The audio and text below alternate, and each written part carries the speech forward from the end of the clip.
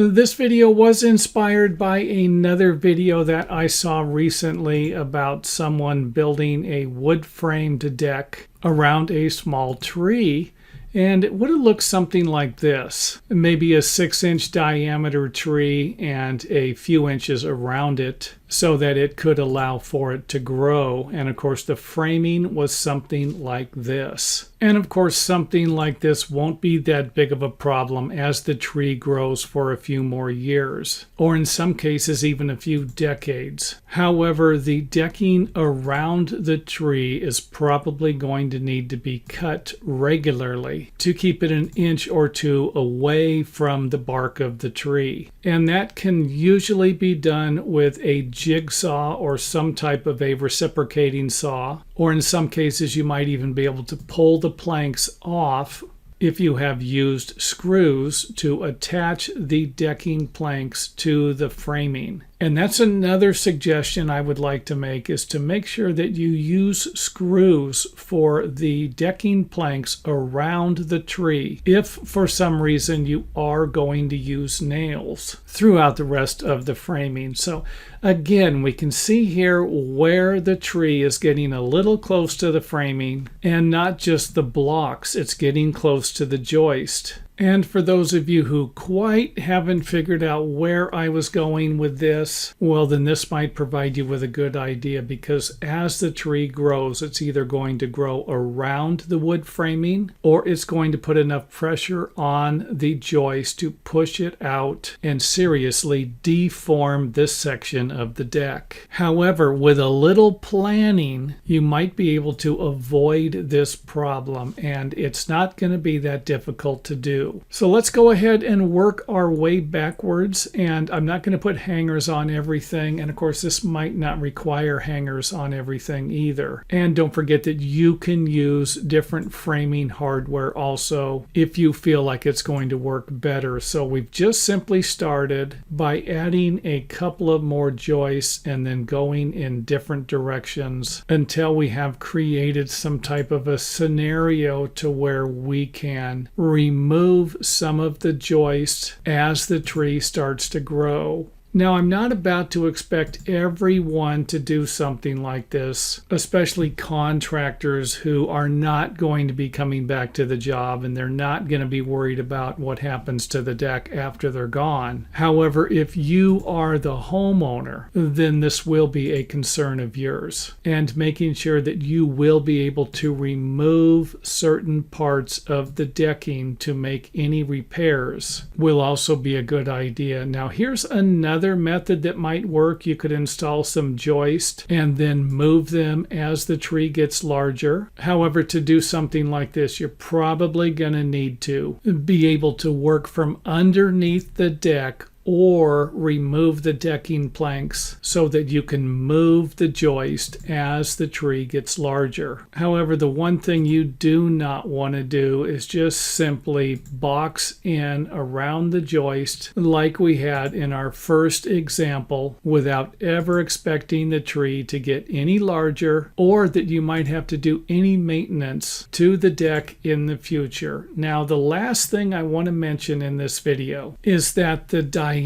of the tree might only be the beginning of your problems, because as the tree grows, there's a good chance that the roots surrounding the tree, depending upon what type of tree it is, can raise one corner of the decking, or can raise two corners, or the entire deck. And if this happens, then you could have a deck that is out of level, making the diameter of the tree only a secondary problem. So like anything else that you are building and designing, make sure that you put a little thought into the planning process and future maintenance of that particular project, like this one here, to eliminate you from doing additional work in the future. Next up, let's take a look at a few different ways you might be able to build a deck around a chimney or another part of the building that might be protruding out like a chimney also. And in our first example, the decking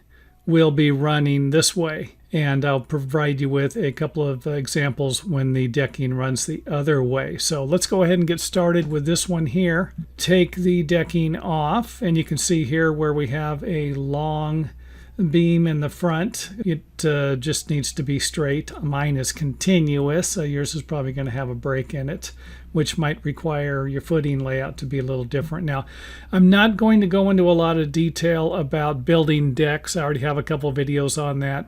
Just mainly going to focus on what you can do around the pop-out. And of course, we're not using any ledgers here. No ledgers against the wall or the pop-out. That would change the way you could build this also. So this is a no ledger chimney pop-out video. So let's go ahead and remove our joist. Take a look at the beams. A couple of beams here with some footings, and of course the beam location and the footings might be determined by how far you can actually put it up against the building. I mean, you might have a concrete footing that sticks out 6 inches down. You're going to have to move the footings accordingly. So this one idea here, you're going to have a beam that's going to carry past a little bit. Of course, the footing can always be moved over. It doesn't have to be here. You can move the footing over to support this. And here's one board here that's going to be able to get the decking in.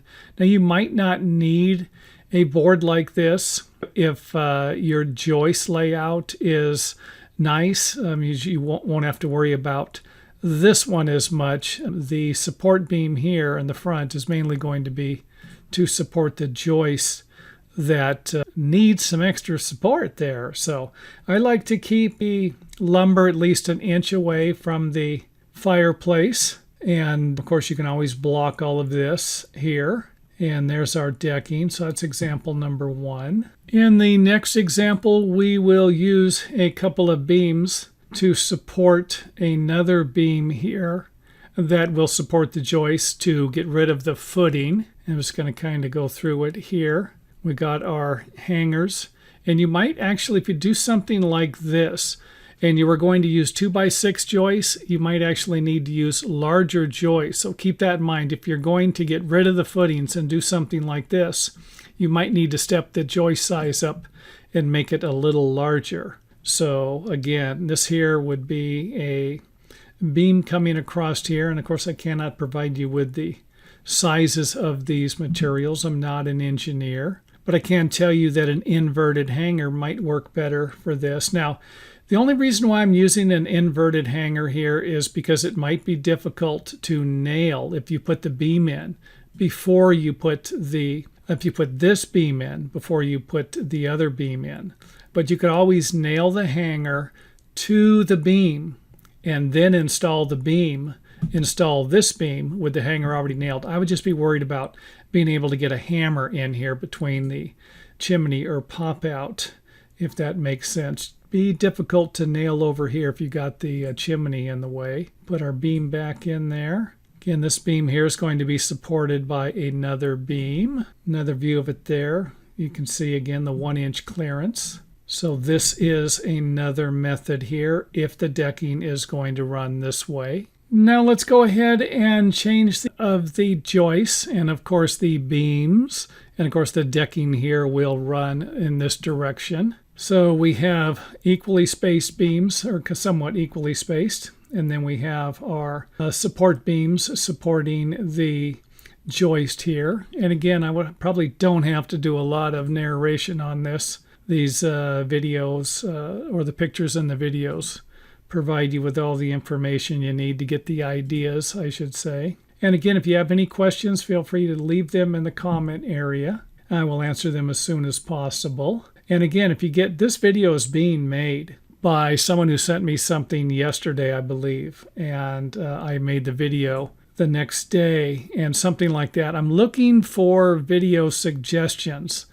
Probably get a good video idea, maybe one out of every 20 comments that I get or questions that people send me, email me. But I will, if I think you have a good idea, I am going to jump on it and make a video sooner than later. Now let's go ahead and shorten the deck. This is the situation that the individual was dealing with. I believe he put his deck design into some type of computer generated software, and it popped something out that provided him with a couple of additional footings that he wasn't interested in. So the footings he had was something like this. So the deck's going around the fireplace. It had another couple of footings here, and he was wondering if he could get rid of these footings. But as you can see right here, this is a nice design the way it is. You've got plenty of support. So this right here is probably something that an engineer would like to see. The support beams here are doing their job. Now this was the individual's idea. They were wondering if they could get rid of the footings, move the support beam back, and then build something like this. And the only problem I have with this right here is that it's going to be a weaker spot here. The exterior fascia board, or the rim joist that you're going to be using here, is going to have to run all the way across. You're not going to be able to have a smaller piece in here because you're basically going to be using this board right here, the cantilevered section from here over to support this corner. I hope that makes sense. Now, if you're looking for something a little stronger, then you could probably install a larger beam. I've seen this used on cantilevered decks before, this type of method. The cantilevered joists that run in this direction, which we have quite a few all the way over to here, are going to support the cantilever here. And of course, this beam with the joist hangers and the building hardware is going to create a stronger method of construction. So you can kind of see here we've got the beam fastened to the hangers. So this cantilever here is going to be a little stronger than the other one and provide you with a little more support, as you can see here. So these boards here are going to have a little more support with this type of a system here than it would with just a regular 2x6 rim joist. Now here's something I suggested in my email. Didn't know if the individual understood what I was talking about, but they wanted to have the beam going back here. And I was kind of talking about maybe splitting the difference, putting this in the middle. That way you're going to have a smaller cantilever here. Remember, most cantilevers, even though they say you can use this 1/3 rule, where the cantilever can stick out 1/3 and then go back 2/3, this could still be a weak area here. So I think that you're going to be better off by moving the beam and kind of centering it in this area. And this isn't going to work all the time. If you're only dealing with 3 feet here, something like this might be okay. If it's 5 feet, you're going to have to put the other footing in here or redesign it. This would just be for an area, I would say, less than 3 foot for a corner like this. Now, another idea might be to make the footing a little longer and put some type of a support board under it. Again, just throwing out some more ideas here. This would be a little stronger than not having a support board here. And of course, we went back to the regular 2x rim joist. And in our last example, you could simply make the footing a little longer so that you could move the support beam out. So this would be a longer footing here, support beam underneath the joist here, and then move this out so that you could reduce the length of the cantilever. Next up, I want to provide you with a few reasons why you might not want to attach a deck to a cantilevered floor. Now this would apply to what we're looking at here, something that's near the ground or even a second floor or higher cantilever. And I've seen this done. Now when I first started working, this was a big no-no. We weren't allowed to do it, and they really frowned on it. But nobody ever provided me with any information on why it shouldn't be done. So I'm going to speculate here, and just by the things that I've seen built over the years. And I also want to point out here is I have only seen one picture. I never saw it in person. I only saw one picture of a deck where somebody attached it to a cantilever and the entire deck fell down. It came away from the cantilever. Now, the cantilever itself didn't come apart. Now, what I'm going to speculate here is that the ledger, if you take, and if this is a 2x10 we have here, 1.5 inches by 9.5 inches. Now, it usually has 3 nails, but it can have 4 nails. And in my opinion, when you put some weight on this, it can actually pull the ledger down. So I've never seen this happen. Again, I'm just speculating here. I'm not a structural engineer. So let's go ahead and pull the board back a little bit where we can see the nails. This is all we would be relying on here, and this might not work out good. So just wanted to give you an idea. The ledger is going to be my first problem that I have with this type of construction. Next up, of course, would be the obvious. How far away is the cantilever? How much weight is going to be on here? And is there going to be too much weight, more weight than the extended floor joist can actually handle? So in a situation like this where you might have a 3-foot overhang or a 6-foot overhang, I have seen patios attached to, now not a deck, not something you can walk on. I've seen patio roofs attached to the cantilevers, and again, never saw one fall down. I'm not going to try and add any drama into here. You know, if you have a deck that is attached or a patio to a extended cantilever, floor cantilever, and there's nothing wrong with it, I would just monitor it. Keep your eye on it. Don't rip it down. Don't, you know, I don't want to say don't rip it down. There could be liability issues there. Tear it down if it's unsafe. How's that? So again, this is the other concern here, is the length of the cantilever. How far out is it extending? Is it maxed out for the weight? Or is it only about a foot cantilever? And I actually have a picture of a cantilever that I took a picture. I went out to someone's house one time to look at, they wanted a room addition, a bid for a room addition, and I went out and took a few pictures of the project. And they had a deck, and this deck actually looks like it was built. I'm going to put a picture here. The deck was actually looks like it was built as part of the house. So when I say to don't ever do this, that's not really what I'm saying. What I'm saying is just be aware of some of the problems. If they did it on a new house, there's a very good chance that it was structurally engineered and modified to support the weight. That might not be the case if you have an existing structure with just an overhang on it. So here we have our shorter span on this side, but our deck, and you can still see the weight, the amount of weight. If we have a longer deck, I think this is about 10 feet from here to here. But if you have a deck, you put a heavy duty barbecue on there, you start adding some weight, or you have a longer deck, larger deck, you could see where this could actually be a bigger problem. Now, if you're building something new, obviously you're going to have an engineer helping you, right? Now, for those of you who aren't, something like this might provide you with a little more structural strength, and that would be bolting the deck ledger to the rim joist here and then installing some upside down hangers. These upside down hangers will help with the weight that is pushing down on the rim joist here.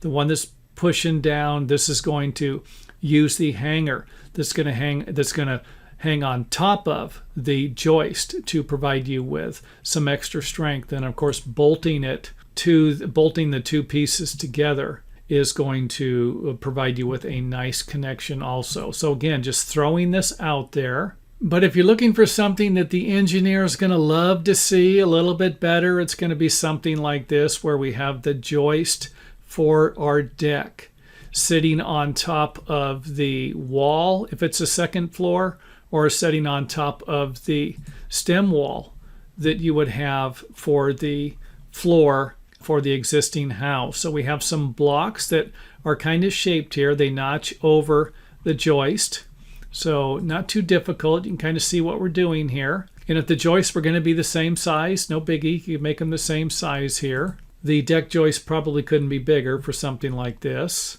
But again, here we go with our blocks out here. You could always block this too, block the inside. This might be blocked. You might already have blocks in here that you're either going to have to notch so that you can slide your new joist in, or they might need to be removed and then replaced. Now, one more thing I want to point out is that you might be able to install a post and beam type connection like this where it's underneath the new decking. And here I have it underneath the ledger and the joist. You can always move it over and then support it with a cantilever.